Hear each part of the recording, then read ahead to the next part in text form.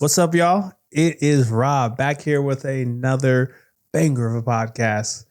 I'm trying to drop the ad-libs because I'm trying to be a tad bit more professional. But if you like what we're doing, like, comment, subscribe. For every one new video, we're trying to get one new subscriber, one new comment because, hey, I'm trying to pay my friends. But also at the same time, if we add any value in any parts of your life, we want to add more of that. So by you doing that, we get 1,000 subscribers, we get paid, and the more money I get, I put into the show, make it better, make it more fun, and give you even more value.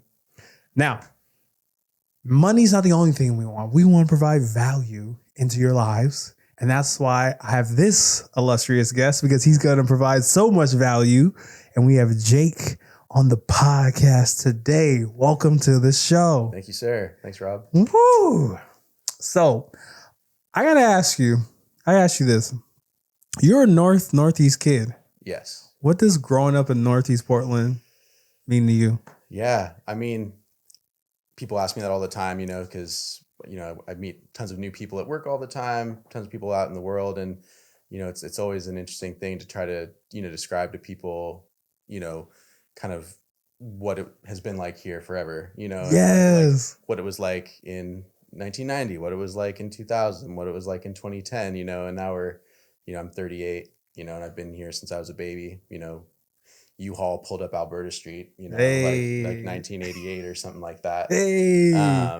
So, I would say that it's like everything people have heard it is, but so much more, Yeah.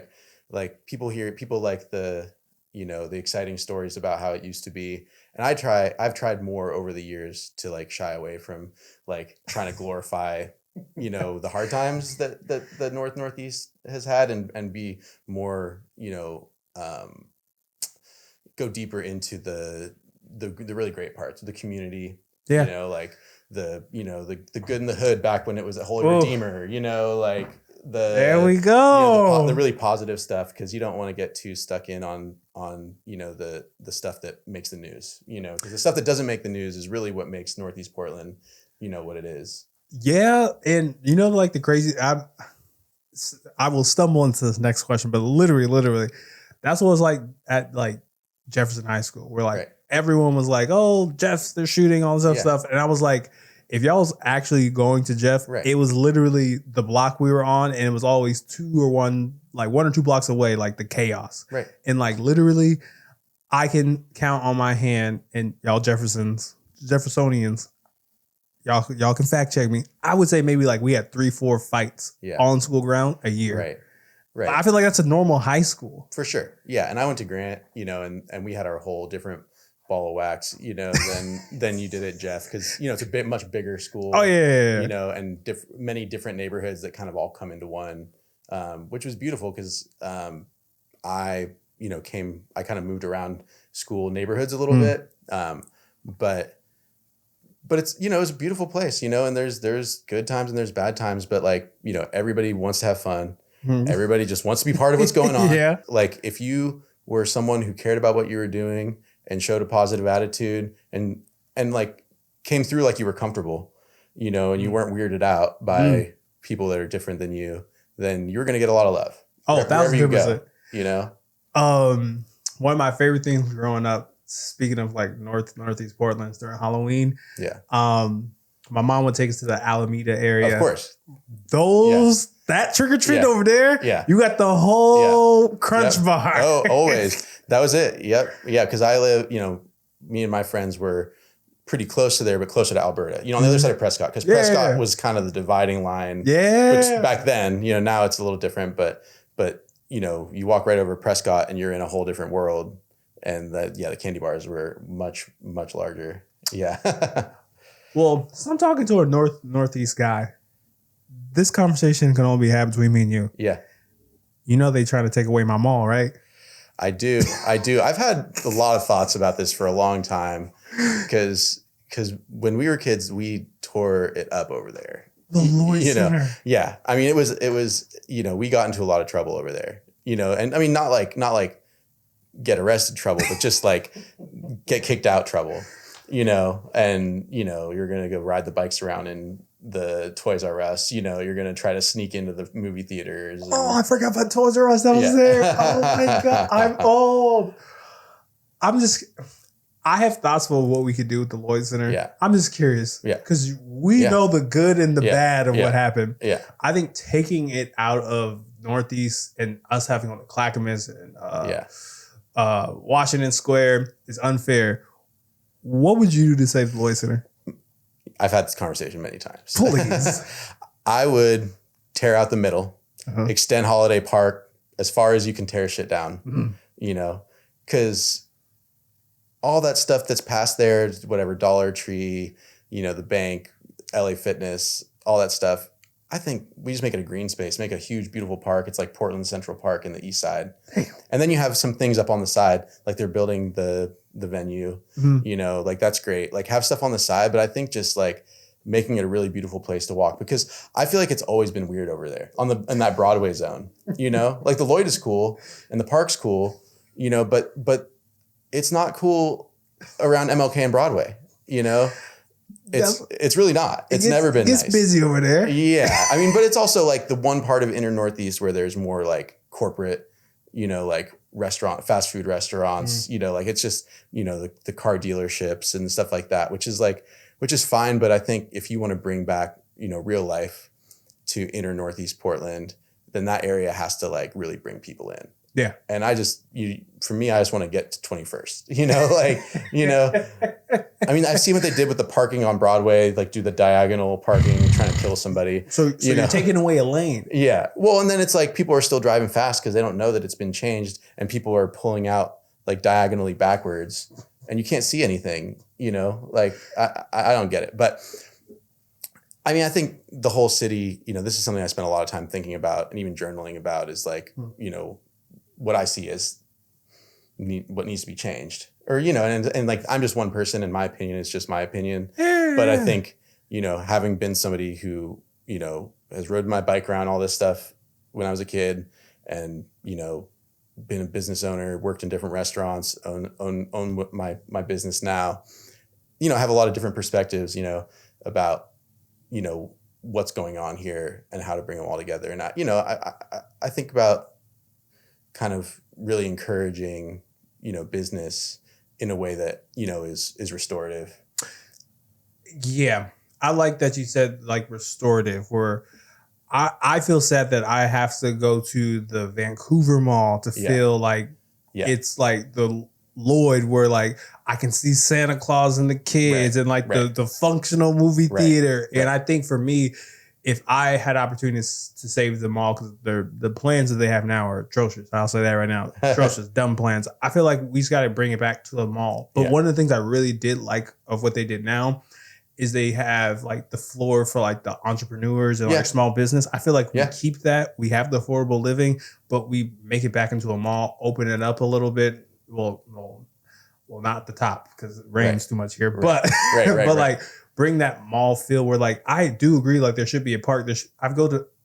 When I'm in Minneapolis or like California, like those malls, like it's a place where I want to hang out. Yeah. It's chill. Like it's family oriented. So RIP Lloyd Center. Yeah. I feel like I like mourned it a long time ago. I haven't. You know? I haven't. I'm like going to go there with a candle, like literally in May. Yeah. Yeah. So before we get into a little bit more about you. Yeah. You talk a lot about wellness. You talk a lot. You do a lot of things in that. So I'm just curious, what's an unhealthy habit that you haven't worked on just yet? Unhealthy habit that I haven't worked on just yet. You know, consistency with like bedtime. Oh, you know? I feel exposed. He knows my life. Well, because my wife is like an Olympian sleeper. You know, like wait, what? Well, she can just go to bed whenever she wants, and she chooses to go to bed quite early, and she probably sleeps 9.5 hours a night. Damn. You know, and sometimes I get on the tip with her, but my old habits come back, and I just like having that time alone where I'm just like, you know, not busy, not having to talk to anybody, you know, and I get into, you know, some patterns with that. I feel exposed. I think it's my doctor or another therapist friend was saying it's called like when you struggle a little bit, it's like revenge, right? Bedtime, night, right, something. right. No, there's a term for this. There's a term for it. It's like you're like, I don't know. It's like you're like resentful of the day or something. I like have to get that. up and work. Yeah. Like I didn't have enough time for just me. I needed some more. Yes. See, we got the definition. We just don't have the word. Yeah. We need a term for a term. I like the term for a term. Well, this next part has terms and a definition. Now, I appreciate you answering that. Now, to get us into this interview, what goal, what pain got you into the wellness and acupuncture world? Yeah. So specifically a goal, it was more of a light bulb moment that made me want to do specifically what I'm doing. I grew up exposed a lot to it because my mom was like a home birth midwife when I was a kid. So she delivered a lot of kids around this neighborhood, babies at the time. Now most of them are adults. They pay in taxes. Yeah, exactly. And so I got a lot of acupuncture. I got a lot of massage. I got a lot of like natural medicine as my primary care. Yeah. So I was exposed to that and always kind of just like was very close to it. And then I, I'd been just kind of a young 20-something-year-old in Portland for a long time, bartending, just getting into trouble, whatever. And then I knew I needed to change. And I took I was lucky enough to have been able to stack up some money and traveled, when I was like 24 for like 4 months in Southeast Asia. And because I needed a reset, I wasn't gonna make the shift that I wanted if I was in the routine that I was in, and I'm not saying that everything changed the day I got back. It didn't, but it was enough of like a, bookmark chapter switched, still the same book, but the chapter had definitely changed. And, I was able to kind of move forward. And, you asked about pain, what pain led me to it? What was that? The other pain or goal? Yeah. And so it kind of came together later, me remembering this thing, but when I was like maybe 23 or something like that, a friend of mine and I, we got into a car accident that was, semi-serious. He was hurt worse than I was. And, when you get in a car accident, you get access to like acupuncture and massage and all this stuff. And my mom, who loved this friend of mine a lot, was like, "Oh, you got to go get acupuncture, for this." And, so we both got a bunch of acupuncture following the car accident to help us heal. And, when he found out that I was going to become an acupuncturist, he was just like so stoked for me. And he was so excited. And unfortunately, this friend of mine passed away. And, but I always, hold him and like, all the lost homies, like as part of what I do when I move forward. And that's kind of one of the things that really keeps me kind of dedicated, to this kind of, way of making a living and, putting that energy out into the world. So, there's a lot of, little things like that kind of, move through me when I'm kind of making these choices and when I'm, completing the next step towards my vision. And when my vision changes, helping to model that vision, a lot of my experiences and my, long time, close ones, still here or not, are part of that for sure. And I'll say this, I really appreciate you sharing that because I would say on like a grand scale, like you watch a basketball game. Oh, why is that player wear 32 or 35? Right. You really don't get to hear stories like this. You only hear it on, quote unquote big stage, where I feel like there's a lot of people like yourself where like they're doing things and they are fulfilling their careers, not just for monetary standpoint, but there's like something behind it. And I really appreciate you sharing that because, I'm gonna be honest with you, I felt that like, this is not just a job. This is like a way of life for you. Oh yeah. So like, I really appreciate that. Yeah. Because in this day and age, it's hard for people to like find that way of life again, because don't get me wrong. Hey, I know we all have to find a way to survive, but when you can do it and it comes from a genuine, heartfelt place, it means something. Definitely. Yeah. You got to believe in what you do. Yeah. You know, I mean, part of me wishes that I could just like, okay, what business like makes sense? Yeah. You know, and sometimes I do ask myself that. I'm like, okay, if I didn't have something that captured me, you know, the way that this did, you know, and I just really wanted to just make ends meet, job that I could, you know, do, what would I do? You know, or like a business that I could run. You know, I don't see myself ever having a job exactly. You know, it's like what I do is my way of life. You know, and that's how it is for me. You know, like every day that I am treating a patient or helping to manage the clinic that I own. Yeah. You know, that is like that's just how I wake up. That's how I go to bed, and it's you know it's not really separated from myself much. Oh.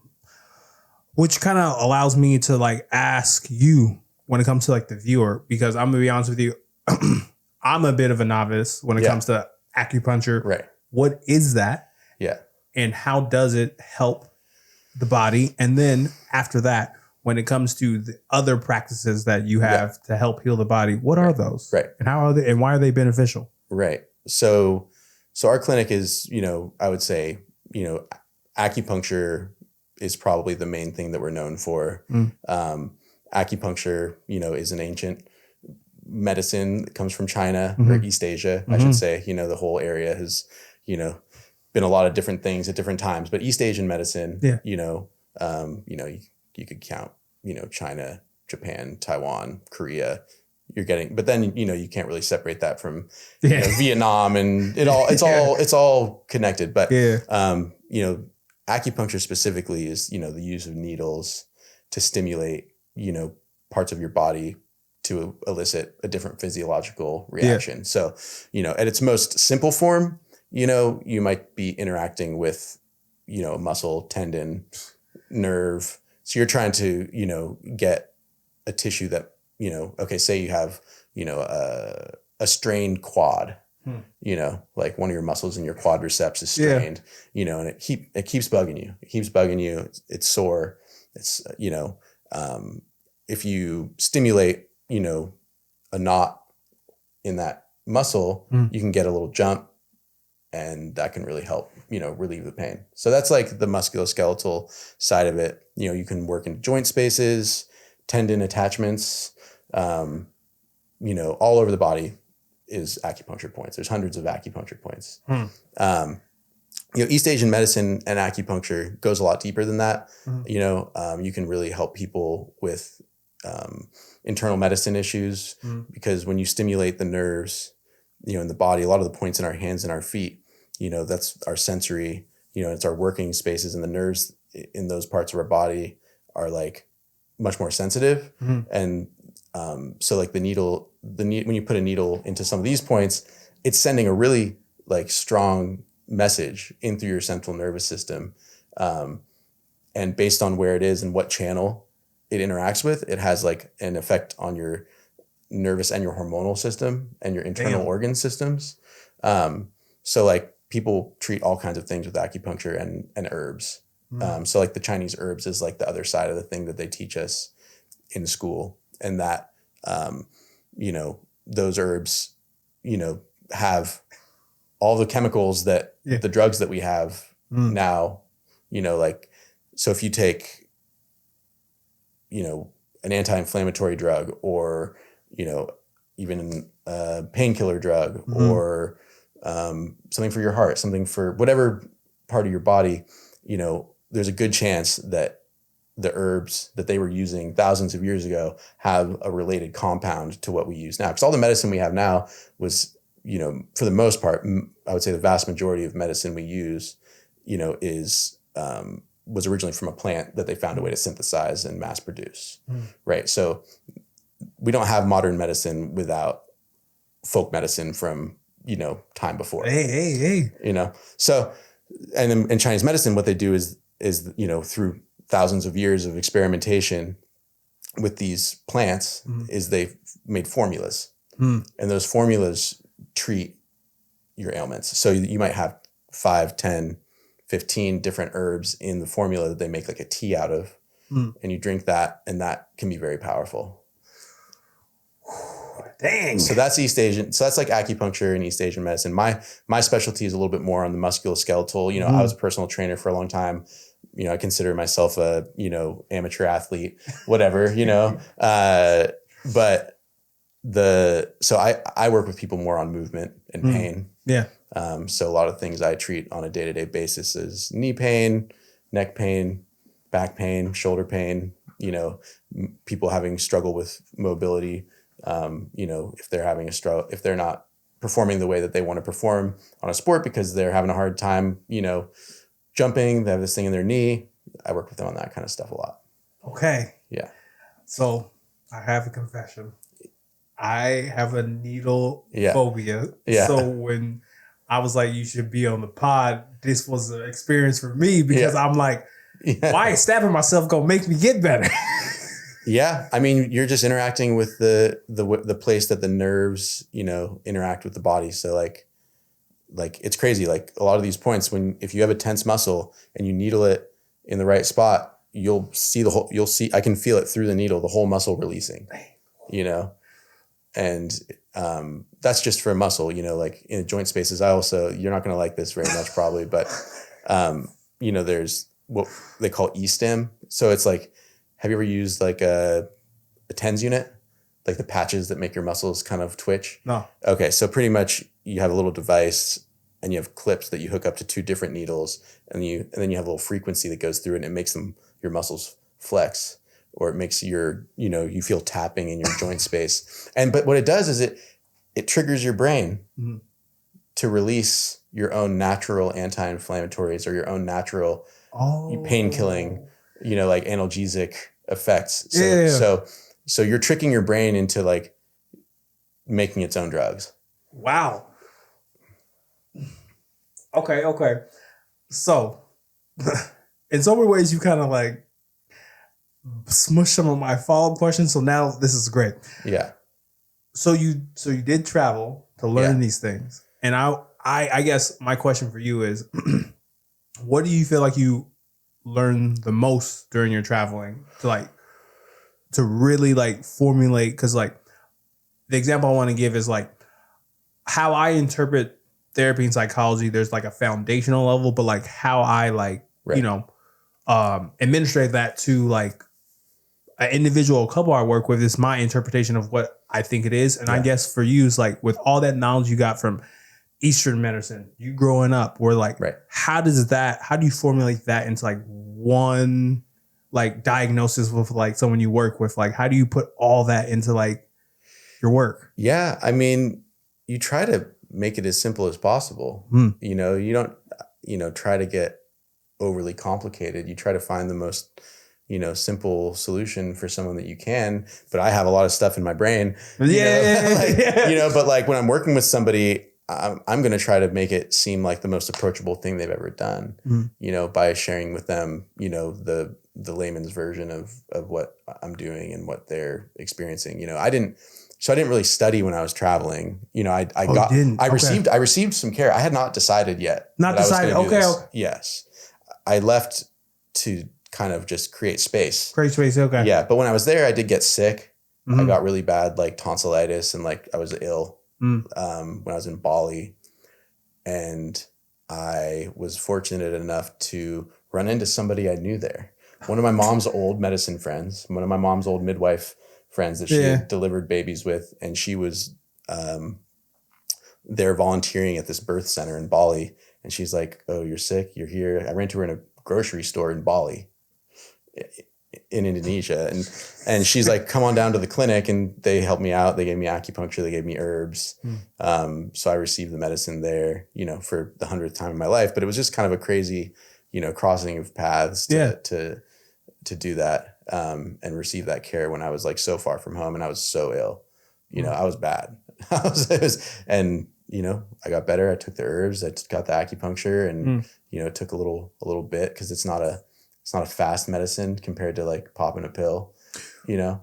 Ooh, speak to that, because I think for me, I'm gonna be honest, acupuncture still scared of me. Yeah. And I think what turns a lot of people off from like trying other medicine alternatives is the quickness. Where I knew I grew up in a household where like I'm butchering this, and if you watch the show, I struggle with pronunciation. So it's called aloe vera. Sure. That plant. That's it. Oh, he said sure. Yeah. Okay, great. I said it right.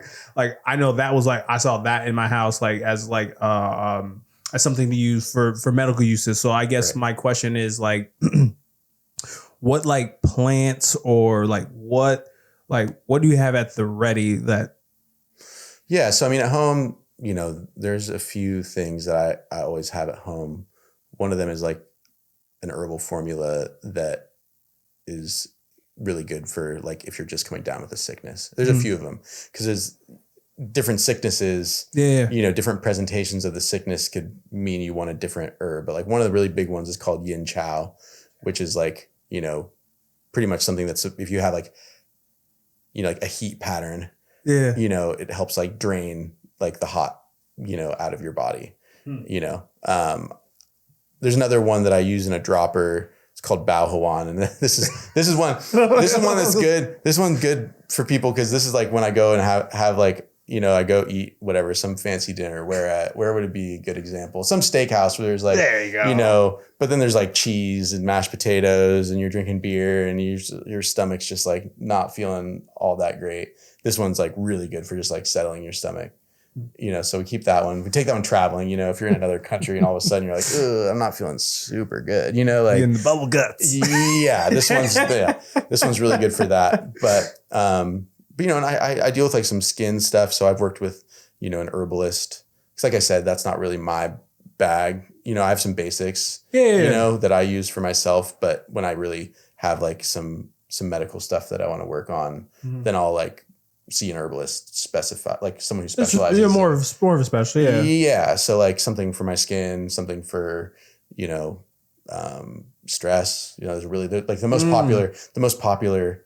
I guess I should have spoken about that kind of at the beginning, but acupuncture is incredible for stress because like you're sending messages through your central nervous system, and that's where your stress lives. That's where everything lives, but. Acupuncture and herbs can be absolutely magical for stress. No, hearing that, like I appreciate it. I needed to hear that because there are a lot of people I don't want to say a lot of people. I will say some people. I just have more of like a needle phobia. So that's I've steered away from like acupuncture, and I feel like a lot of people write it off because of like it's not modern day medicine. It's not like a pill you can pop. I guess like what would you say to a person who's very skeptical of acupuncture or any other techniques that you use? That if you're not ready, you're not ready. I'm not gonna try to sell somebody on something that they're not coming to on their own. Many people find acupuncture for the first time because other things aren't working, and I might as well try. Because people say it works and they're just ready at that point. I'm not a pusher. If someone's like, I don't like it, convince me. I'm like, I'm not going to convince you, but people love it. I mean, obviously it's a huge, thing in Portland and all over the country and all over the world. People do acupuncture everywhere. And, there's hundreds of acupuncturists in Portland, all, seeing patient. Insurance pays for acupuncture, so it must work, right? Or sometimes they pay for it, Sometimes. Okay, so my final question is, when you work with a client, because you have a myriad of like specialties that you do, like how do you pinpoint and locate the pain that maybe they came in here and the pain that they don't see? Because it takes the eyes. Yeah. The hands and a feeling to like really diagnose. Like tell your mind, when it comes to diagnosing, how do you get there? Yeah. So a lot of it has to do with like, is there a movement that is causing you pain, or is there a spot that really hurts? And those are two different things. When someone says, when I'm shooting the basketball or I'm throwing, I'm playing tennis. I get a lot of tennis players because it's just, like you're doing that overhand, you get tennis elbow, the front of your shoulder, your bicipital tendon. So I'm thinking at that point, I'm like, well, I already know what you're doing, and I know what that does to your body. Yeah. So I can deduct a lot, by like what people are doing that causes the pain, and then I can feel around and be like, oh yeah, that muscle's tight, that one's loose, like there's like an imbalance here and there. And so, I know that there's going to be some anterior shoulder, there's going to be some, neck to back of the shoulder. And then there's going to be some different, there's like all different things that play into it. But I do, physical assessments, just like a physical therapist might do, watching people walk, watching people stand, seeing how their shoulders, sit around. So there's like things like that, you can get a lot out of. And then like, for your question before, just like all the different people who work at my clinic might be able to do something different for those people, So like we have physical therapists, so like my physical therapist is amazing. I can give people a few exercises, but if you want a real a real movement specialist, then this is your person, because that's all she focuses on. I'm focusing on how to get the best acupuncture for you. Yeah, I have some other skills, I'm willing to help you with, but this person will help you with that. If you don't want to get massage, every day or twice a week, come and get or if you don't want to get acupuncture, every day or every week even, then you can alternate, see the massage therapist sometimes and kind of go back and forth, things like that. All right. One last quick question, then we're going to go to a commercial break.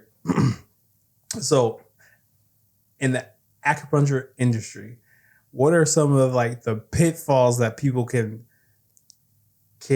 let's just say avoid so they can get like the best acupuncturist, hopefully I said that right, and like get the best bang for their buck, so they're not being like, because let's just say this, there's a lot of TikTok therapists, and I'm pretty sure there's TikTok.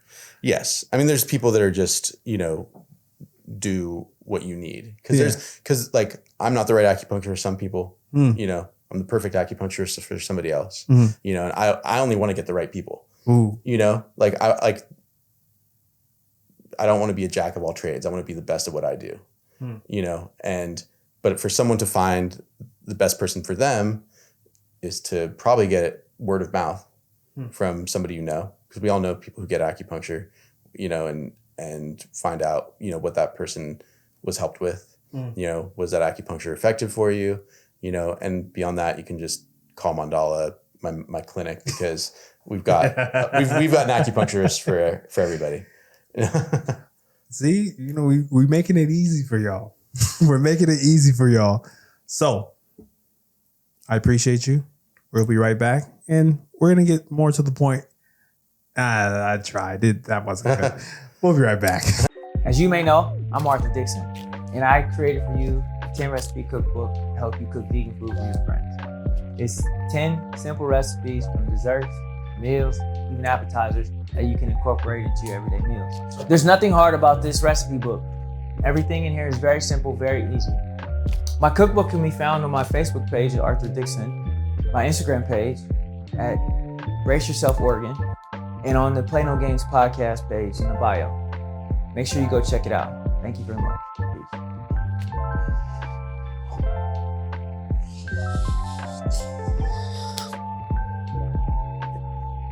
You didn't see none of that, okay? We're back. Jake, appreciate you for staying during the commercial break, and we're just going to jump right back into it. And I just want to ask you, when it comes to Mandala medicine and wellness, what problem is it solving? Any physical or mental ailment you might have, we can be an asset for that person. Someone is dealing with emotional issues. We have mental health therapists. We also have naturopathic doctors who can help, quarterback your care as well.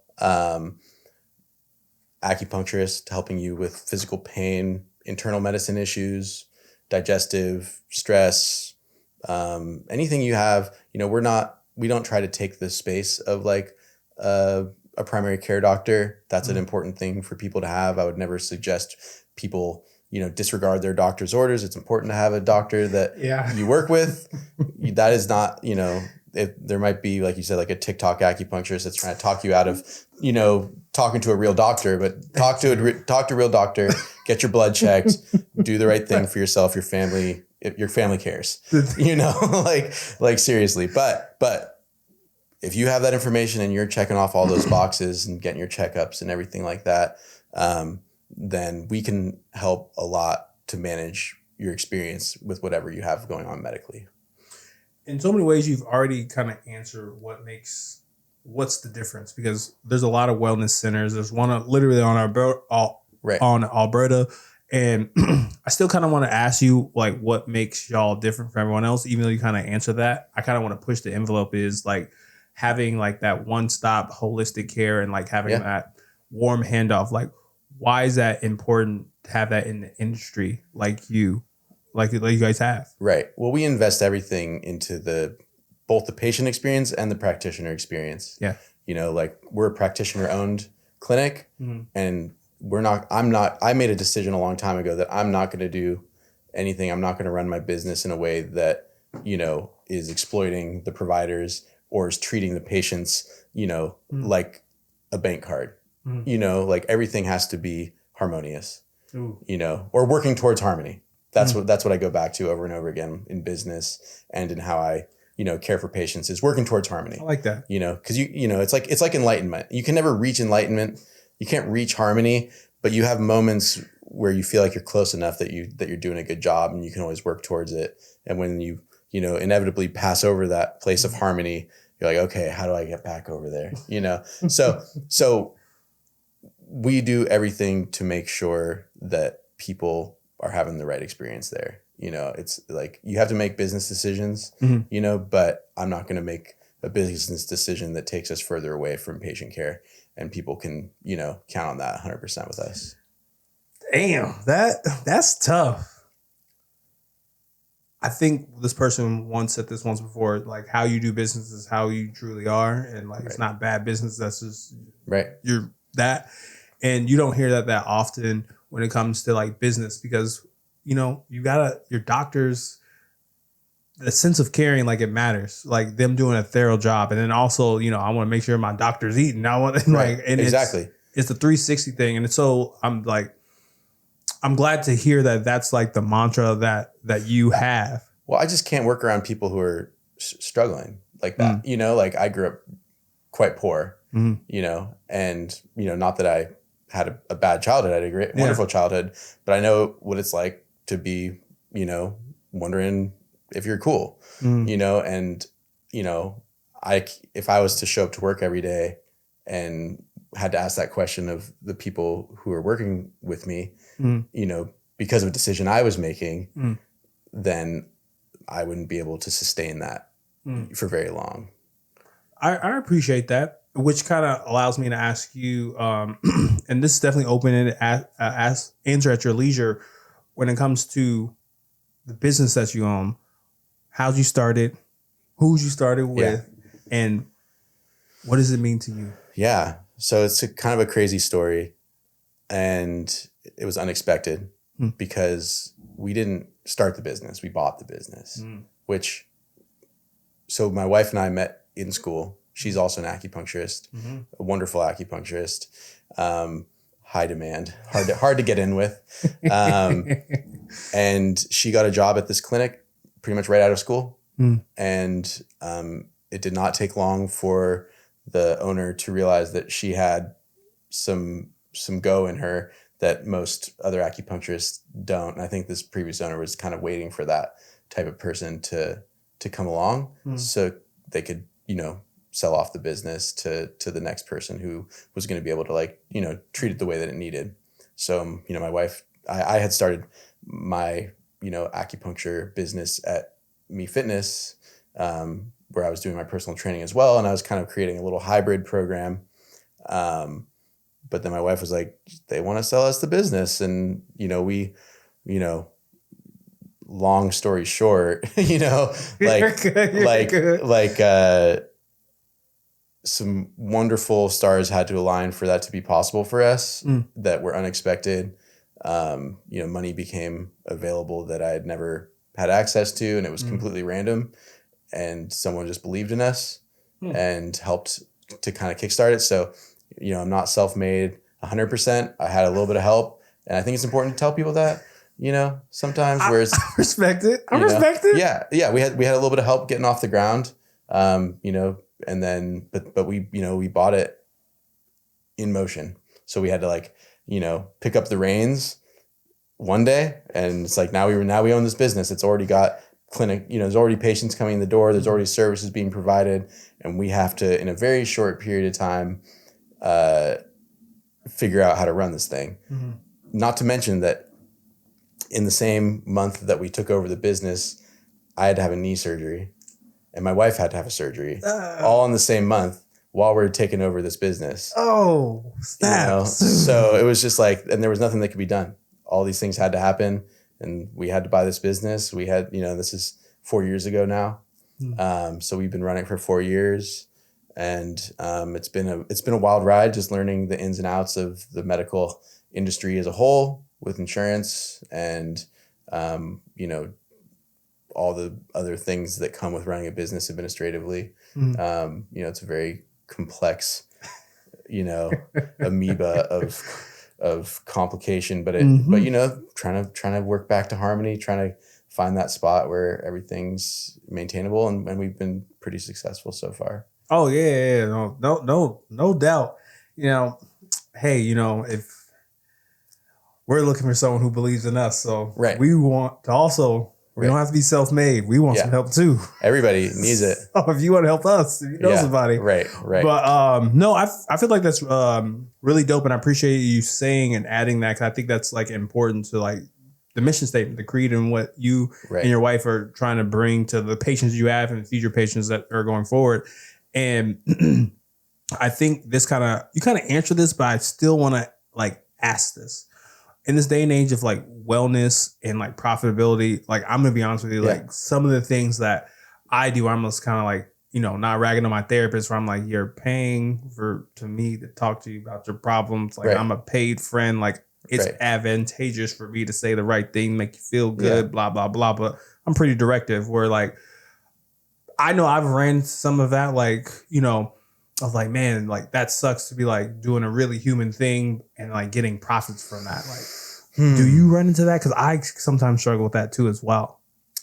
No, because I think we're not overpaid, and I'm not going to prescribe people care, beyond what I think they need. I'm honest with people, when it's time to reassess how things are going, let's have an honest conversation.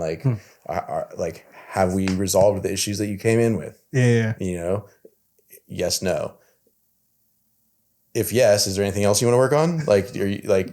If no, is there a different approach that could be helpful to you with me or with somebody else? Or how do we make sure we're taking care of you?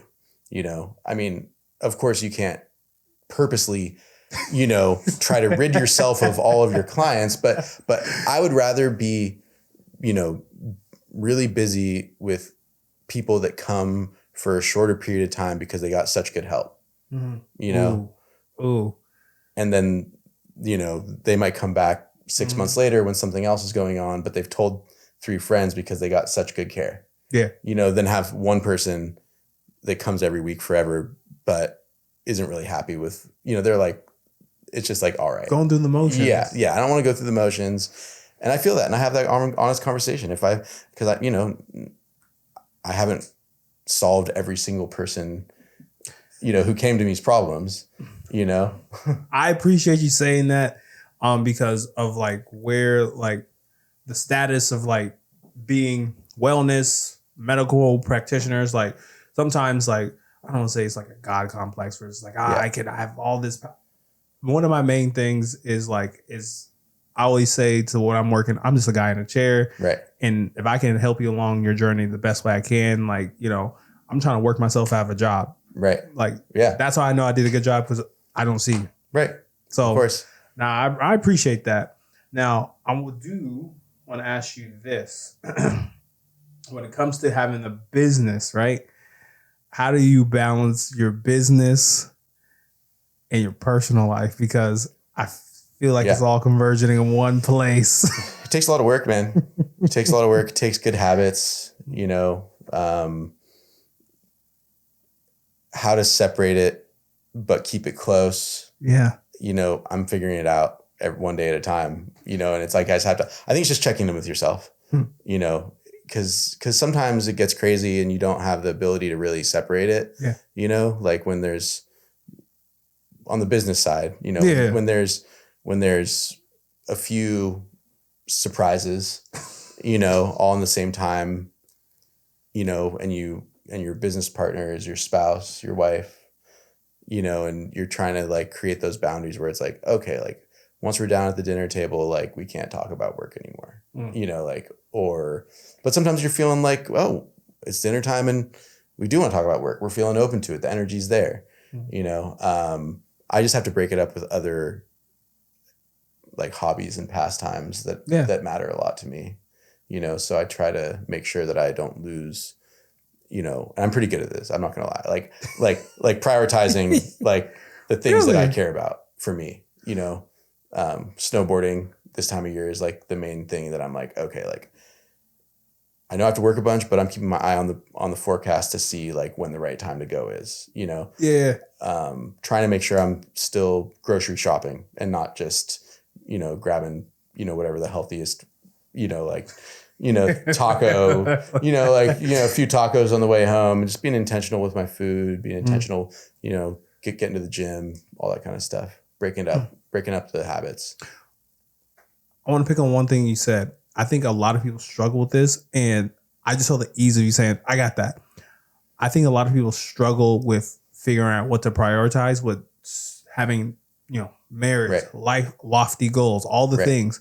How do you prioritize and make sure that you're prioritizing the right things? So I have struggled with this at times. I mean, like I always like make sure that I'm doing those few things that I like, but like I'm so busy sometimes that I could be firing on 100%, and there's still stuff getting left, you know? So what I've started this year was kind of my resolution, which I usually don't do, is I started a bullet journal. Bullet journal. Yeah. So it's like a type of journaling that, you know, is fairly popular, where it's not a diary, you know, it's not a simple journal. It's like kind of like breaking down your year and your calendars. And like, so I'm like setting goals and kind of trying to track them through the months so that I don't lose track of things. Cause there's things that I really want to accomplish, you know, and there's things that I really want to like experience that if I just do it when I get to it without any kind of like structure to getting there, I'll miss out on a lot of stuff that I want to do, you know? And, you know, it's not like by putting it in this book, it magically happens, but it helps you to kind of like, you're like, oh, I'm going to go back to the page and review where I'm at. Oh, there's that. I want to go on, you know, 2-night solo camping trip, you know, I want to make sure I do that. Okay. Start looking at weekends, you know, instead of just like waiting to be like, oh, maybe I could do that next weekend. Oh no, I'm busy. Maybe I could do that next weekend. Oh no, I'm busy. You know, like really prioritizing those things that, you know, that are the things that pass through your brain, you know, that come up in those free moments when you're thinking about what you want to do for yourself. Right. And putting those things down on paper so they don't just exist as this thing that's like what's separating you from the life you want to live, you know, because sometimes there's those things that you're like, oh, if I was really living the life that I want to live, I would be doing this year.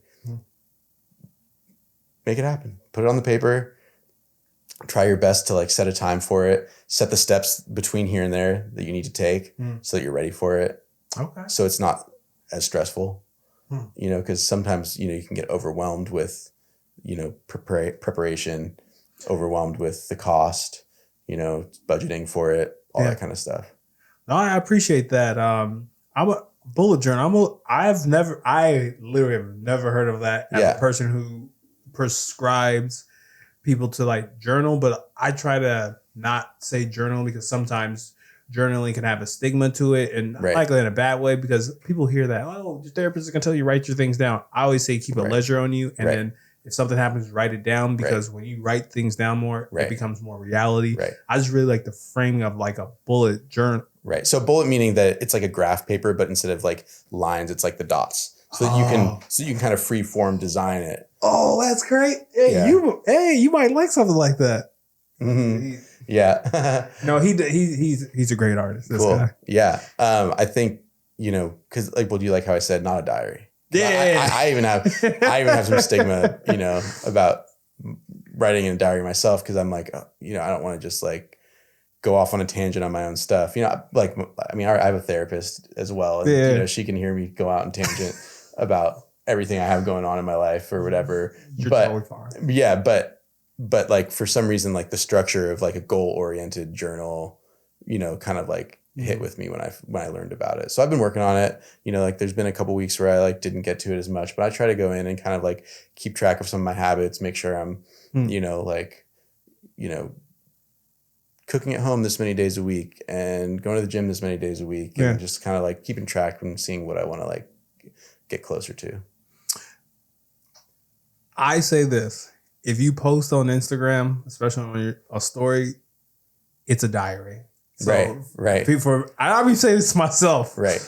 If you post on Instagram or TikTok, it's a diary. Except for people reply to it. I put one political thing up, and all of a sudden I'm like, oh my gosh, my intrusive thoughts are real people. Yeah. Now, I have one last question for you before I ask you, because we have a diary. Yeah. Kind of with our new segment. And I think this is like very important, because when it comes to success, I think people really struggle with it because they picture it to be like this wild, big, magnanimous thing. And I'm just curious, how would you define success for yourself in your life right now? I would define success as being able to have the personal connections with people and the life experiences that I want to have, while making sure that I'm, creating harmony in my place of business and my home, making sure that my, spiritual state is, in the right zone. And that's it. That's wealth. If you have like the time, if you have enough money to pay your bills and enough time to like, follow your passions, then that's all you could want. I gotta start saying that to myself more often. I really, well said. Thanks. Well said. Which allows me to ask you, before we get into the offering, when it comes to your business and where you see your passions and your growth and contentness, where you hope for your business to be in the next 4 or 5 years? In the next 4 or 5 years, I would really like to have, our mental health program really built out, so having, maybe more like, 5 or 6 therapists working there, full acupuncture practice. Everybody's, happy. I wouldn't change too much. We've found, a good level. It's just about what the healthy growth is, because people get kind of caught up in, forever growth, but that's kind of a trap. But then again, things are always changing no matter what. Right. So you have to control what those changes are. Right. We live in a world where things are going up or they're going down. Yeah. They're going left, they're going right. So, trying to find a way to kind of mold that, and just roll with the, kind of waves of the industry, because that's like our biggest complicating factor is, the economy, insurance companies, stuff like that. People want our services, and they come to us and they get their services, and we're working, just to make sure that we can control and do the best job to kind of help people, access our care without them experiencing too much of the challenges, kind of like being their buffer. I like that. Which allows me to ask you, as we kind of wrap up, is, Here at the Play No Games podcast, like I said, we want to provide value in your everyday life. Hopefully you've gotten a lot of value from just listening to Jake. And I've I'm thinking about acupuncture. Everything else I can do at the wellness center, but acupuncture, I got a needle phobia. It's all right. But the offering is something he wants to leave guests, something something that's going to continue to add value after you watch this episode. Now, our last guest left an offering. He left 2. So I was trying to how do I smush that into one question? And I just settled on one of the things he said. And I just want to ask you, because I want you to answer this question of the offering is, when it comes to judgment and people being judgmental, how have you not leaned into judgment in your life? I'll think about that one for a second. We can cut a little bit of the. Yeah, we'll take a little bit. Okay, so how have you not been leaning into judgment? Well, I try to, I really see, the good in everybody. Mm-hmm. I know that everybody's out there trying. Yeah. And it takes a lot of forms. And I've seen myself, struggle and feel judged, knowing mostly that it's just in my own head, and when I see someone on the street who's struggling, or if I see somebody at the gym who's acting out of line or whatever, anybody, I try to just remember that they're a pure human being somewhere inside, and they know that, and I know that their goal is to have a better day, mm-hmm. To get closer to what they want in life. And, mm-hmm. Whether they're, right on that path, or if they're trying to figure out how to just find the path in the first place, then I'm going to give them space, and I'm going to give them grace, and I'm going to, do whatever I can to, without, while maintaining my healthy boundaries, I'll help them along the way if I can, without, sacrificing my own, special piece. Hey, you got to keep some of that sacred energy. Yeah. Meaning, what's the offering that you want to leave to the Play No Games podcast for the guests, for the guests and the listeners? A question. Mm-hmm. Let's see. Yeah, what would it take for you to feel a little bit closer to your path? Would you, add something? Would you take something away? Would you just want to find more time in solitude with yourself? Do you want more time in community with other people? All those things can take you different directions. And, I think it changes for me for the day. Yeah. But today, or what tomorrow, I guess that should be my question. Tomorrow, if you were to add one thing into your day, whether it's taking time for yourself or, finding more community, one way or the other, would that make you feel, a little bit better than you did today? Damn, that's a good one. That's a good one. Yeah. That's a good one. Hopefully y'all answer that to yourselves. And if you feel bold enough, put that in the comments, but the comments. 7 clients today. Yeah. Meaning, Jake, man, I really, really, really super duper appreciate all the knowledge you dropped. And before I say anything else about my platform or anything like that, I really want you to say, where can they find you? What are you doing? How can we support you? You have a forever pod. If you want to jump on any other time, you're welcome. Yeah.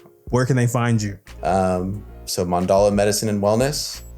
It's on 31st and Burnside, across from Music Millennium. Come see us. Come follow us on Instagram. Mm-hmm. Acupuncture can change your life. Therapy can change your life. It could also just change your day. And we like all that. Number one, thank you so much. Let's just say, appreciate just you, the energy you bring, the many times you spotted me in the gym. I haven't forgotten those. I'll hit you up for one someday. If I was trying as hard as you were, you know. Hey man, I appreciate you. And I just want to say, you're doing it. Thanks, man. And I just really hope that you take your business to where it needs to be, because I'm gonna be honest with you, a lot of things you said to me today reminded me where I'm like, yeah, like this is how you run a business, and it's just really good to see good people, good businesses. It pays off, man. It pays off to do it the right way. You know, you can't try to game the system and, you know, cheat around the corners. You got to do it right down the middle. You know, y'all heard him. So we gonna do it right. We want authentic likes. We want authentic comments. Like, comment, subscribe, and you know, this has been the Play No Games. I'm Robert. you're on. And we out of here.